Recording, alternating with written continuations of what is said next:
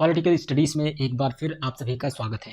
आज हम डॉक्टर भीमराव अंबेडकर के ऊपर डिस्कस करेंगे और इनसे जुड़े हुए बहुत सारे महत्वपूर्ण फैक्ट और जितने भी महत्वपूर्ण प्रश्न जो डॉक्टर भीमराव अंबेडकर से बनते हैं उन सभी को हम डिस्कस करेंगे।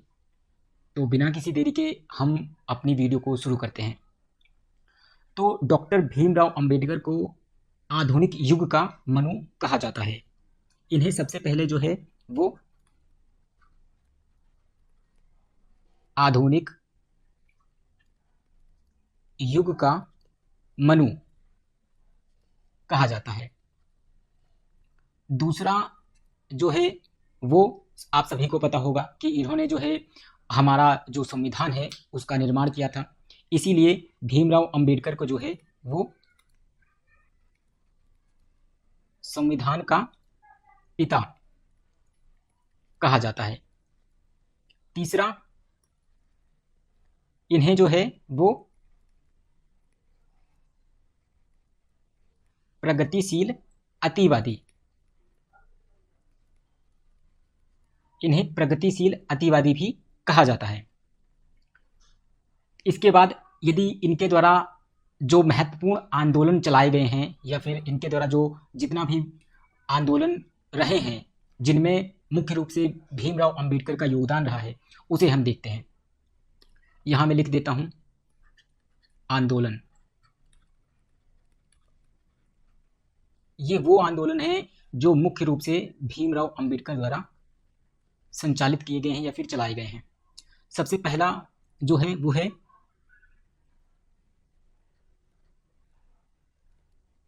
मनुस्मृति दहन।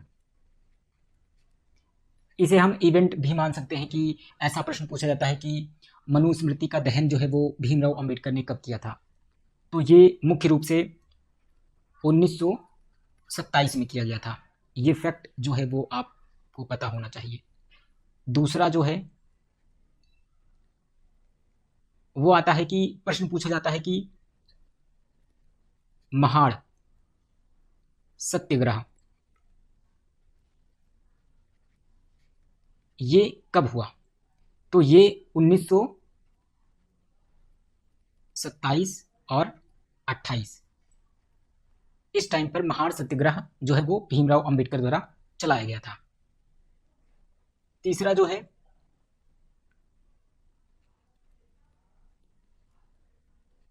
नासिक सत्याग्रह, या फिर हम इसको जो है एक अन्य नाम से जानते हैं वो है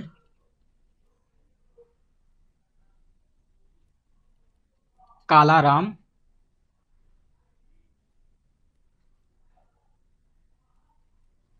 मंदिर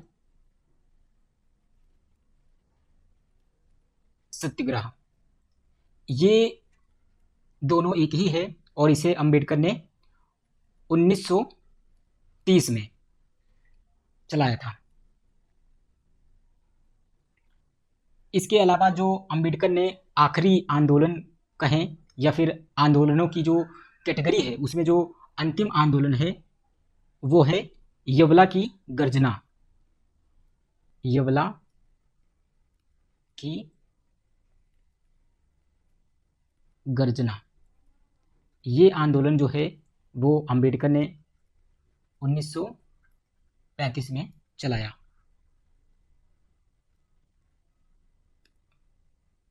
इस प्रकार से यदि हम देखें तो यहाँ पे हमने दो चीज़ों को कवर किया है। सबसे पहला जो है वो है डॉक्टर अंबेडकर को जो है वो आधुनिक युग का मनु कहा जाता है, और दूसरा है उन्होंने संविधान लिखा था, हमारा भारतीय संविधान, इसीलिए इन्हें संविधान का पिता भी कहा जाता है। इन्हें प्रगतिशील अतिवादी भी कहा जाता है। इसके अलावा जो डॉक्टर अंबेडकर जिन आंदोलनों से जुड़े हुए हैं या फिर जिन आंदोलनों को इन्होंने चलाया है उसमें सबसे पहला जो आंदोलन है वो है मनुस्मृति दहन। इसे हम आंदोलन ना कहकर एक क्रांति या फिर एक इवेंट कहा जा सकता है, क्योंकि अंबेडकर जो है वो मनुस्मृति का बहुत ज़्यादा विरोध करते थे और इसके विरोध में ही जो है इन्होंने 1927 में मनुस्मृति का दहन कर दिया और मनु द्वारा जो रचित मनुस्मृति थी उसका इन्होंने विरोध किया। इसके बाद जो है वो महाड़ सत्याग्रह आयोजित किया गया। ये जो मुख्य रूप से है ये अंबेडकर द्वारा 1927 और 28 में किया गया था।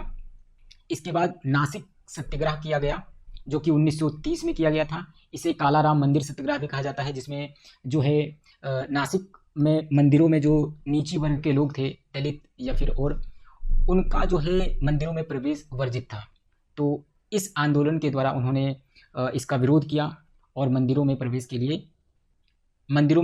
लिए जो है सभी लोगों का प्रवेश कराया गया। इसके खिलाफ मतलब इसके लिए जो है वो आंदोलन चलाया गया था। और अगला जो है वो है यवला की गर्जना। ये आंदोलन 1935 में अंबेडकर द्वारा चलाया गया। ये वो आंदोलन है जो मुख्य रूप से डॉक्टर भीमराव अंबेडकर द्वारा जुड़े हुए हैं। हम आगे बढ़ते हैं। अब हम यहाँ पर डॉक्टर भीमराव अंबेडकर द्वारा जो भी पत्र या फिर पत्रिकाएं लिखी गई हैं उन पर हम डिस्कस करते हैं और उनको हम जानते हैं, क्योंकि यहाँ से जो प्रश्न हैं वो हमें कई बार विभिन्न प्रकार के जो एग्ज़ाम्स होते हैं उनमें देखने को मिला है, चाहे वो यूजीसी नेट जेआरएफ का हो, सीयूटी पीजी का हो, या फिर पीएचडी का एंट्रेंस एग्ज़ाम हो, या फिर आप असिस्टेंट प्रोफेसर की तैयारी कर रहे हों, तो उनमें भी इससे संबंधित जो प्रश्न है वो देखा गया है। तो यहाँ पर हम उन सभी पत्र या फिर पत्रिकाओं को देखेंगे जो डॉक्टर भीमराव अंबेडकर से संबंधित है। इसमें सबसे पहला होगा, बहुत ही ज़्यादा फेमस है, वो है मूक नायक। मूक नायक जो है वो इन्होंने 1920 में स्टार्ट किया था। अगला जो है वो है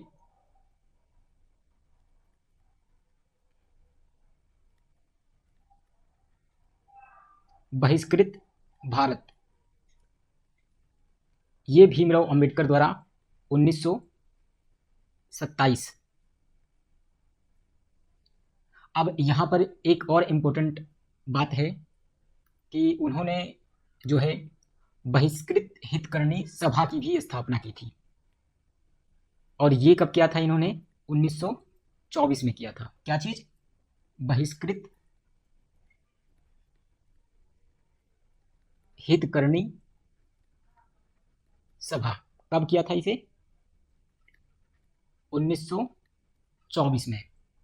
बहिष्कृत हितकर्णी सभा जो है 1924 में स्टार्ट किया था, जबकि बहिष्कृत भारत जो है वो 1927 में किया था। सभा और पत्रिका इस दोनों में ही अंतर है, बिल्कुल इसमें कंफ्यूज मत होइएगा, क्योंकि जहाँ पर बहिष्कृत हितकर्णी सभा की बात की जाए तो ये 1924 में अंबेडकर ने स्थापित किया, जबकि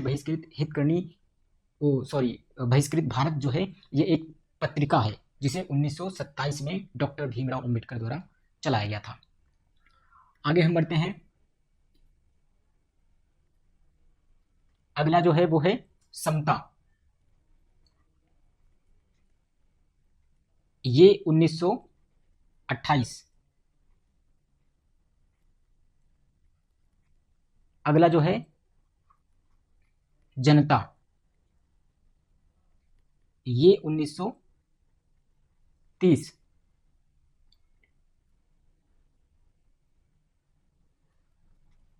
अगला जो है वो है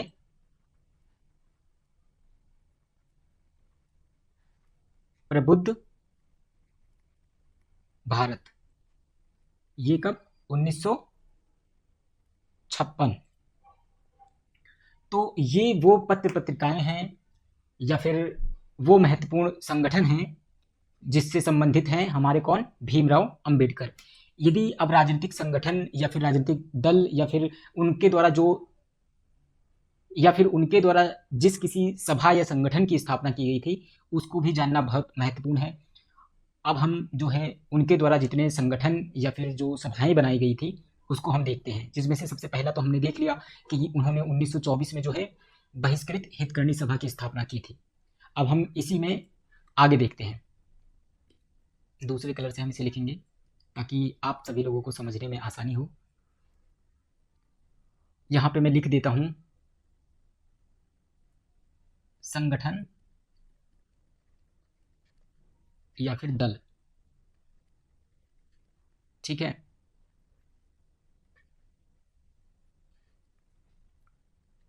सबसे पहला क्या था हमारा? बहिष्कृत हितकर्णी सभा। इसकी स्थापना कब की गई थी? 1924 1924 में। दूसरा समता सैनिक दल, इसकी स्थापना कब की गई थी?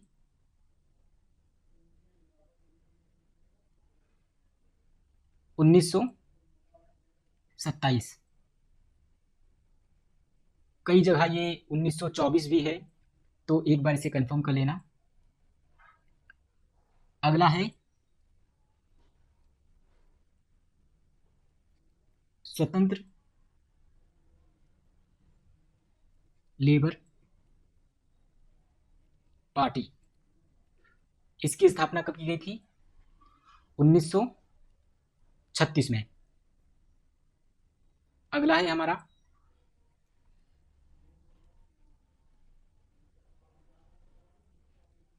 अनुसूचित जाति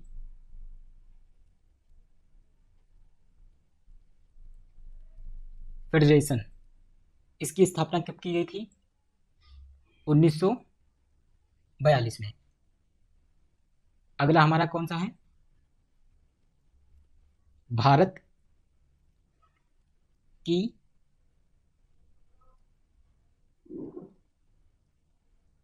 बौद्ध सोसाइटी,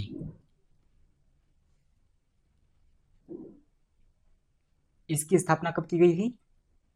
1955 में।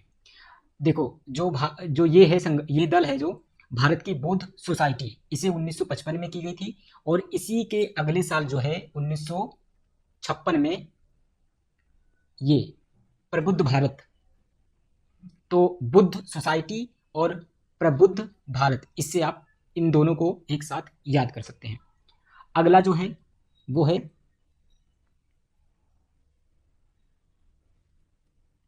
भारतीय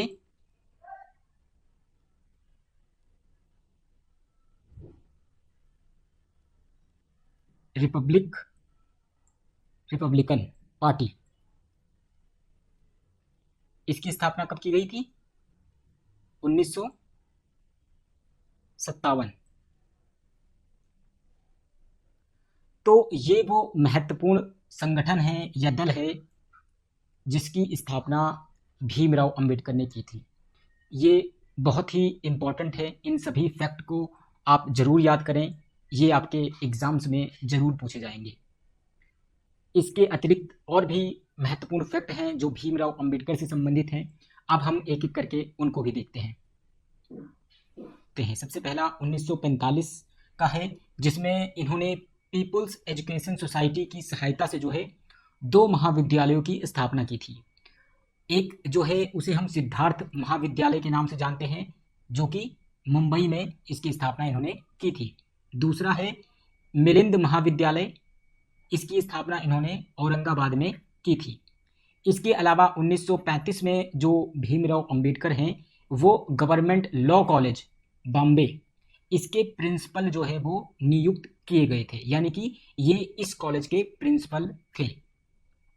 तो ये वो महत्वपूर्ण फैक्ट हैं और महत्वपूर्ण जानकारियां हैं जो भीमराव अंबेडकर से संबंधित हैं। इसके अलावा डॉक्टर भीमराव अंबेडकर की जो किताबें हैं वो बहुत ज़्यादा महत्वपूर्ण हैं। इनके द्वारा किताबों से संबंधित जो प्रश्न है वो आपको हर एग्ज़ाम में देखने को मिलते ही मिलते हैं। तो अब हम आगे बढ़ते हैं और इनके द्वारा जितनी भी किताबें लिखी गई हैं उसकी क्रोनोलॉजी को देखते हैं। इसे यहाँ पर मैंने क्रोनोलॉजिकल ऑर्डर में लिखा है, ऐसे ही आप भी अपने नोटबुक में इसे नोट करें और उसे बार बार पढ़ें ताकि ये इनकी जो किताबें हैं वो आपको क्रोनोलॉजिकल बेस पर ही याद रहें। तो चलो हम देखते हैं इनकी किताबों को। सबसे पहली इनकी जो किताब है वो है कास्ट इन इंडिया, ये 1916 में लिखी गई। दूसरी इनकी महत्वपूर्ण किताब है द प्रॉब्लम्स ऑफ रूपी, ये 1923 में लिखी गई। तीसरी है द एनिहिलेशन ऑफ कास्ट, ये 1936 में भीमराव अंबेडकर द्वारा लिखी गई। अगली जो महत्वपूर्ण किताब है वो है फेडरेशन वर्सेस फ्रीडम, ये 1939 में लिखी गई। अगली किताब है थॉट्स ऑन पाकिस्तान, ये 1940 में लिखी गई। अगली किताब है रनाडे गांधी एंड जिन्ना, ये 1943 में लिखी गई।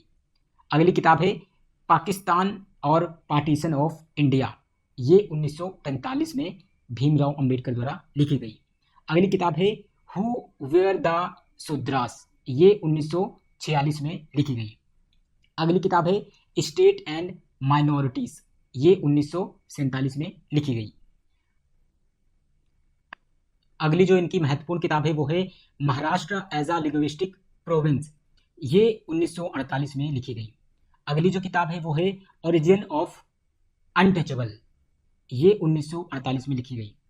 इसके अलावा बुद्धा और कार्ल मार्क्स, ये 1956 में लिखी गई। इसके अलावा बुद्धा एंड हिज धम्मा, ये 1957 में लिखी गई।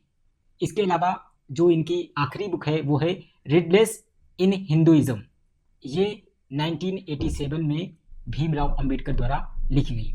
तो ये वो तमाम महत्वपूर्ण किताबें हैं जो भीमराव अंबेडकर द्वारा लिखी गई हैं और इनसे संबंधित जो प्रश्न हैं वो आपको हमेशा देखने को मिलते हैं। आज की वीडियो में इतना ही।